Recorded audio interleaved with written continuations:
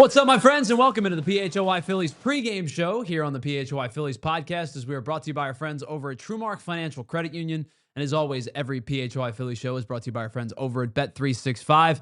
As the Phillies look to battle back after a Game 1 loss 5-3 at the hands of the Dodgers, they'll look to avoid a 2-0 deficit in a best-of-5 NLDS, as they'll send Jesus Luzardo to the mound tonight. Tyler Zulli, Rich Hoffman, Pat Egan, Ethan Hartley, and Andrew Frazier producing today's show. And guys, just about 48 hours ago, Pat and I sat in these seats. Bill Max was with us on Saturday. We sat in these seats and we talked about keys to winning this series, keys to keeping the Dodgers in check. And some of the things that we talked about were taking advantage of the Dodgers bullpen. Well, the Dodgers deployed a starter and a closer, and a starter turned closer to get to that point. The keys were getting your big bats going. Well, your top three guys went 1 for 11 with 6 strikeouts.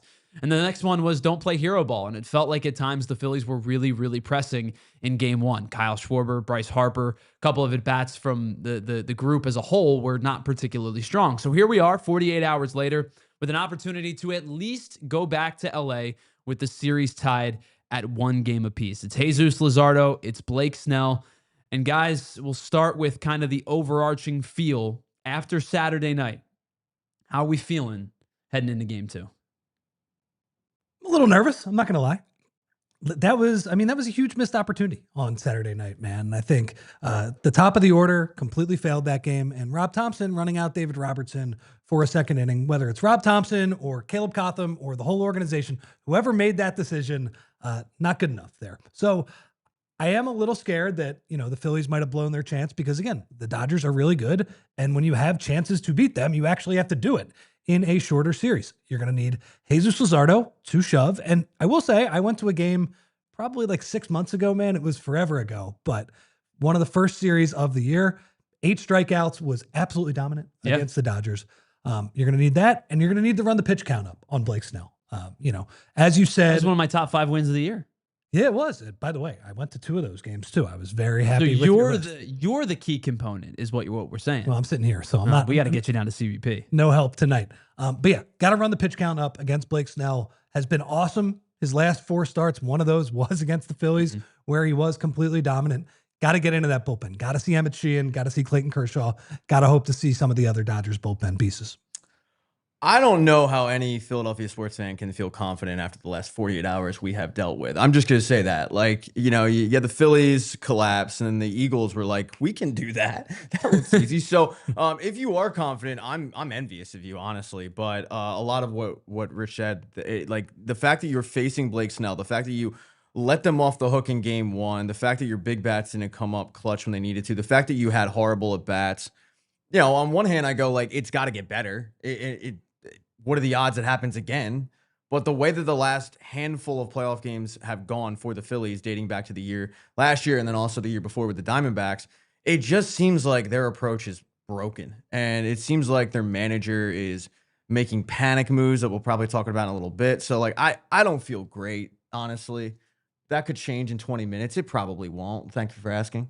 All right, so let's get into the starting rotation and the starting pitching matchups for today. You guys mentioned it. It's Luzardo and Blake Snell. Here are the numbers for those 2 guys this year so far. Jesus Luzardo, just over 180 innings pitched, a 3.92 ERA. And guys, one of the things about Luzardo that we mentioned quite a bit throughout the season was 20 of his 80-some-odd earned runs this year came in 2 starts. The 2 really bad starts in May. So to have a guy with a 3.92 ERA basically tells you he's been very good for most of the rest of the season. It's just over a 3 ERA if you remove those 3 2/3 innings and 20 earned runs. 200 strikeout year. It was the first time for the Phillies had a multiple 200 strikeout pitchers in almost a decade, or in over a decade in this case. The whip is what it is. He did serve up a decent amount of hits throughout the season, but he's done a good job of mitigating damage, and a 15-6 record. For Snell, he didn't pitch a full season, 61 innings pitched, a 2.35 ERA. Strikeouts, as we expect with Blake Snell, are high. It's over a strikeout per inning pitched at 72,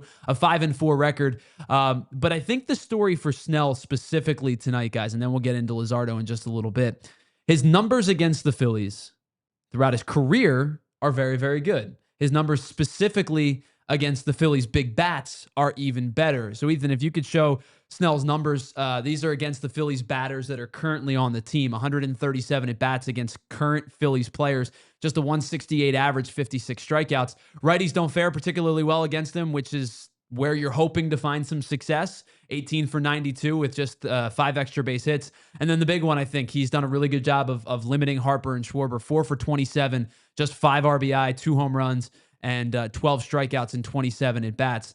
This is a tough matchup for the Phillies tonight, and down 1-0. It's not a super exciting place to be. He's done a good, sorry, man. He's done a good job of injuring them as well. Still mad about that fastball that snuck in on Bryce's hands a few years ago. Tyler, I have a question for you. Shohei Ohtani the other night felt like he threw a lot of fastballs early on, and then he just started to throw his curveball.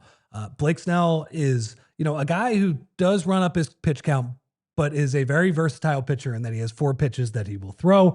Do you expect to see an uptick in curveballs, considering the success that they had, the Dodgers had against the Phillies the other night? Yeah, I think probably what you're going to see is change up heavy to the righties and breaking ball heavy to the lefties. It's a simple formula, obviously, right? But 54% of Blake Snell's pitches to lefties this year are either curveballs or sliders. I don't expect that to change when it comes to Harper and Schwarber specifically. To the righties, it's probably going to be power fastball early, change up down in the zone late. But he does throw that curveball about 22% of the time to righties as well. So he's willing to mix it in. He'll throw it off the back foot for a strike 3. He'll throw it off the outer edge for an early strike. I do think there's going to be a pretty big onus on breaking stuff, because that's kind of been, as Pat alluded to earlier in the show, that's kind of been the onus against the Phillies lineup, is get ahead, stay ahead, and then don't throw strikes effectively. Yeah, those stats don't make me feel better. Because I think didn't I'm gonna know make you about feel those better. stats, and then I already didn't feel good, and then you threw it up there, and now I feel even worse. So thank you for that. One thing I actually have to give credit for is the guy who was doing the show before us. So I was talking to Charlie O'Connor before today's game, and I asked him his feelings on it, and he was like, I don't really feel good about it, because Luzardo's a guy that tips pitches. He's been known to tip pitches, and we've already seen the Dodgers pick up on. We think, at least, they picked up on Matt Strahm tipping the pitch that led to the Teoscar Hernandez home run. Whether they did pick it up or not, but it looked like they did. And when you have a team that's really good at picking up on tipping pitches, I don't really like the fact that they now are facing a pitcher that not only puts guys on base, but has also been prone to tip pitches. So none of that really makes me feel better. The Blake Snell success against the team, the only thing I can say is, like, maybe they're due, but it doesn't seem like it's gonna be a fun night. I hope I'm wrong. I mean, I hope you're wrong as well, because I think if this team goes down 2-0, it's obviously over. Yeah, it's over. Yeah, the numbers tell you that it's not almost winning 3 impossible to come back from. All right, let's get to the lineups tonight. Tonight's starting lineups are out. I think the intrigue really surrounds the Phillies lineup. Of course, the Dodgers are pretty much going with the same lineup, with the exception that Alex Call is out of the lineup tonight. Kike Hernandez is going to go to left. Miguel Rojas will start at third. But other than that, it's pretty similar to what we saw a night ago, with Ohtani, Betts, Hernandez, and Freeman at the top. Edmonds at second. Rortved's going to catch. Pages will play center. I'm sure we'll see Will Smith at some point. I'm sure we'll see Max Muncy at some point. But the Phillies lineup, obviously, is the big change. No Harrison Bader tonight in the Phillies lineup. They said that he is available perhaps to pinch hit, but instead Brandon Marsh is going to move to center, which is not unexpected. Where the perhaps surprise lies is that in left tonight, Otto Kemp is getting the start in left. And I have a lot of thoughts on this, but I want to hear what you guys have to say first. My initial thought was, I know it's lefty-lefty, but I imagine maybe they'll go Kepler just by default. The next guess was maybe they'll go Weston Wilson, but instead they go to Otto Kemp. Curious your guys' thoughts with Kemp playing left tonight in a pretty critical game. I mean, the first thought is that when you look at that outfield, it's like, not the greatest defensive outfield I've ever seen. You're not kidding. Especially Marsh is going to have to cover a lot of ground tonight. Especially a marked change from the first game 1 defensive outfield. Sure. I get it though. Otto Kemp, really good September, a little bit better against lefties than Wes Wilson. Yeah, I think they are going all in on offense, but considering, Pat just talked about being afraid of sort of where Luzardo stands against this Dodgers lineup. Completely agree with him. But I think the Phillies, I'm more scared about the offense. I think the offense and these bats need to get going. So if they want to default to offense and think, okay, Otto Kemp has the best chance against the lefty starter, Blake Snell, I think it's okay. I'm not sure it's the right move. I don't think really any of those options are great, but I get it. So really my question is then, this team has kind of set up Weston Wilson for this spot all year. You've seen him play a lot of left. Now, Kemp wasn't on the initial roster, obviously, and Wilson came to the roster after he returned from injury. But Kemp, to me, is not only an intriguing, as you brought up, an interesting offensive piece, he's out of position. He's not an outfielder. So this outfield defense is going to be pretty rough tonight. Castellanos has been pretty bad defensively, and I maybe pretty bad is putting it mildly. Yes. I am surprised on the sense that if you are going to have a defense with Castellanos in it, I know Kepler has really, really struggled against lefties, and I understand having the righty offensively. This, to me, tells me that they are putting the onus on offense and saying kind of bleep defense. But so I guess the off-the-wall question, if we're thinking about maybe a desperation move, is the off-the-wall question, is there any thought to having Bryce Harper move back to the outfield for one night so Otto Kemp plays first, which is a little bit more of a natural position? I'm not saying move Harper back there full time. I hate the suggestion of even thinking about it. But for a night, is that something that could have crossed Rob Thompson's mind? Could have? Yeah, I guess it could have. I mean, in that situation, I'd rather put Bryce in right field, Bohm at first, and Kemp at third base. So at least then you've got Bryce at his natural-ish position. I mean, he was drafted as a catcher, but still played years in right field. And then you've got Bohm, who's at least played first base a decent bit. And you've got Otto Kemp, who is a natural third base. I'd rather have that, but no, I don't think that really like seriously crossed their mind. I totally get what you're saying, and I do agree. Like they probably just said, screw defense. So I guess the other question then is, if you are going to go screw defense, if Bader can hit but can't run, which may be the case, is there a thought to put Schwarber in left and have Bader DH? Sounds like, if you're going to say bleep defense, I'm curious what their rationale is with Bader. I think Rob said that he's 75, 80%. Sure. Like, what does that mean? He's like, he can't run, but it affects him more on defense, I guess, with the sort of sudden change of direction in quick any burst direction type stuff. But I mean, hey, look, I mean, when you're hitting, you're going from a stop to a start. So yeah, I don't know exactly what Harrison Bader would be able to give them as a DH. I mean, heck, I would be sick if it was like a reverse Kirk Gibson type of situation here. But yeah, it's a strange spot. I think this is okay. I'd like, again, I don't, unlike the Robertson move the other night, I don't really see a great option here, Sure. Especially when you're saying that, maybe Bryce Harper, you put him back in right field. I mean, I'm grasping at straws here. Yeah, totally. So I think this one is defensible. Is it the right decision? I don't know because you're right. Wes Wilson, I think for a lot of years, I believe Wes Wilson started in Game 2 last year against the lefty against the Mets. He did because that was the Bohm benching story. So we'll see how this goes. I did like how Otto Kemp was swinging the bat in September. Sure. He was, I think it was like 830 OPS, something like that. Had some good moments. Is that going to translate now to the playoffs? I don't know, but you can at least justify it. Yeah, I don't hate it, and I think it's more of just like I'm a guy on the couch, so I'm not in the locker room, and I'm not a baseball lifer like Rob Thompson, but I'm going with like just the unknown. We don't know what Otto Kemp's. I have a pretty good idea of what Weston Wilson's going to give me. I have a pretty good idea of what Max Kepler's going to give me. Otto Kemp, to your point, had a really good September. He was in line to probably win the MVP award in the International League with the Iron Picks until he got called up. And he might just be like a spark plug at this point for that lineup that they kind of need, because I don't know about you guys, but like when I see Max Kepler and Weston Wilson, it doesn't fire me up very much. That's like a bathroom break at bat to me. So look, like spice it up a little bit, and I'm fine with it. But yeah, the defense is going to be a little rough. And for whatever reason, to your point about Schwarber, they're terrified of putting Schwarber in left field. Well, so am I. He stinks out there. Well, he's horrible, but it's amazing because it's like Castellanos will put you in right. It's fine. You can make a diving catch everyone. Schwarber, we don't even talk. It's like Voldemort. We don't mention it. We don't talk about it. You are a DH forever. So I'd have no problem with what you suggested, but they'll never do it. That play in New York he made this year where he fell backwards, on his backside. Yeah. I mean, again, Kemp is only a little bit better than that. Gold glove right there. But he is better than that. One last point to add on to what Pat is saying. There could be something to Otto Kemp where it's like he doesn't know what he doesn't know. Yes. Where this is a team that you feel like the ghosts are sort of in their heads, especially with the top guys. Why not throw a guy who has never seen the playoff atmosphere, who really doesn't have those skeletons in his closet from these past few years?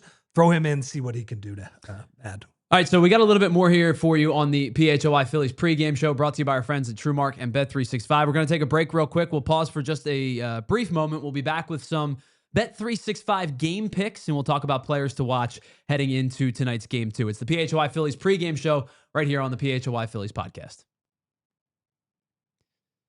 All right, listen, if your home needs a little TLC, or you're looking to take that big vacation, or maybe you want to see your favorite team on the road, assuming there is a road game after game 3, at least you'll get one in LA for sure. TrueMark Financial's HELOC Select just got even better to do that. Rates have just dropped, making it more affordable to put your home's equity to work. If you need a new kitchen or big repairs, or maybe you want to knock out some debt with HELOC Select, you can access all of your cash at once or just a little bit at a time whenever you need it. And that total flexibility is good, just like a good game plan. Make it happen today. Visit one of TrueMark's 24 branches or head on over to TrueMark.com/PHLY and get in the game today. Federally insured by the NCUA, Equal Opportunity Lender, NMLS 404938. While we're here, let me tell you about our friends over at Bet365, because whatever the moment, it's never ordinary at Bet365. And find out why 90 million users worldwide have tuned to our friends at Bet365. They are the pioneers of live in-game betting, where you can watch 780,000 live streamed events across 78 different sporting platforms, which means if you're a night owl or somebody up in the morning, you can get in on all of the action across the world, not just locally and not just across the United States. And how about this? New users right now, use the promo code PHLY365, the one down at the bottom of your screen. Deposit $10, place a bet for $5, and you'll get $300 back in bonus bets, whether your bet wins or loses. You can use that bonus money on spreads, totals, player props, futures, or so much more. Whatever the moment, it's never ordinary at Bet365. Must be 21 and physically located in PA. If you or someone you know has a gambling problem and wants help, please call 1-800-GAMBLER. All right, welcome back to the PHY Phillies podcast, PHY Phillies pregame show for that matter. Tyler Zulli, Rich Hoffman, Pat Egan, Ethan Hartley producing today's show. And guys, it is time to get into our Bet365 pregame picks. So we're going to go around the horn, and we each put together a bet, a play that we like for tonight's game. And it ranges from potentially player props, or it could be a game total. And again, with Bet365, use that promo code PHLY365, deposit 10, place a bet for 5, and get $300 back in bonus bets. So guys, our picks tonight, here they are. I'm going to go with Freddie Freeman over 1.5 total hits, runs, and RBI combined at -130. Last game 1, he did have a hit. He did score a run. So I feel like the ability to do that again is, Freddie Freeman, he's a doubles merchant. I think that he's a guy that probably will have some success against a guy in Jesus Luzardo that I expect to pitch well, but I'm going to take Freeman with the over 1.5 hits, runs, and RBI today. Well, considering that the Phillies have never gotten him out before in this 20 years of playing baseball, I think that's a pretty good pick. I'm going to go with Jesus Luzardo, over 6.5 strikeouts. He's done it 4 out of his last 5 outings. He has done it against the Dodgers this year as well. Is this a little bit of a hopeful pick? Because I think they're going to need Luzardo to shove to get back in the series and save their season. Yeah, maybe a little bit, but he is very capable, as Tyler has kind of been banging the drum all year. Those 2 starts in late May and early June, they have been kind of the anchor on his season. He has been excellent for most of it. He's well rested. He pitched pretty good in that scrimmage, apparently. We'll see if he can keep that going. But I think Jesus Luzardo is going to give the Phillies a nice outing tonight. Rich, I like yours. I don't like yours, Tyler. I'm going to tell you right now. I don't like yours at all. But yeah, I'm going to go with Otto Kemp, and it's just based on exactly something that Rich said. You don't know what you don't know.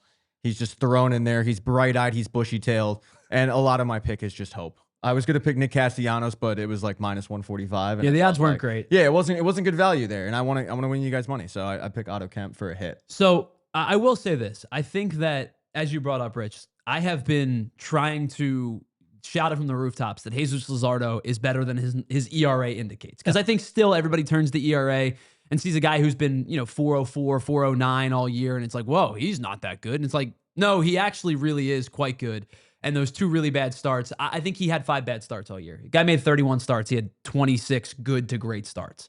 Like, I think this guy is a legitimate bona fide number 2, and that's not a bad thing. Like, I don't say that as a discredit. He's a legitimate number 2 in my opinion. And I do think the one thing I hope that he doesn't do is come out over aggressively. It's his first big postseason start. You brought it up on the postgame show on Saturday night, Pat. It is his first big postseason start. Like, I expect him to be amped up and juiced up and want to try to throw 100 on his first fastball. But I hope he can kind of stay within the moment and understand that, like, this team's going to need him for probably 6 innings tonight. Yeah, at least. They didn't, I mean, it's unfortunate because they were banking on that from Christopher Sanchez on Saturday night. And it looked like it was trending to that, if not going into the 7th. And they didn't get it. And then you saw the downswing of it with you got to bring Robertson in, then you brought him back in, and then Matt Strom and all of it. It kind of threw up their game plan. You desperately need Jesus Luzardo to go 6, because if he goes 6, I feel pretty good about the situation.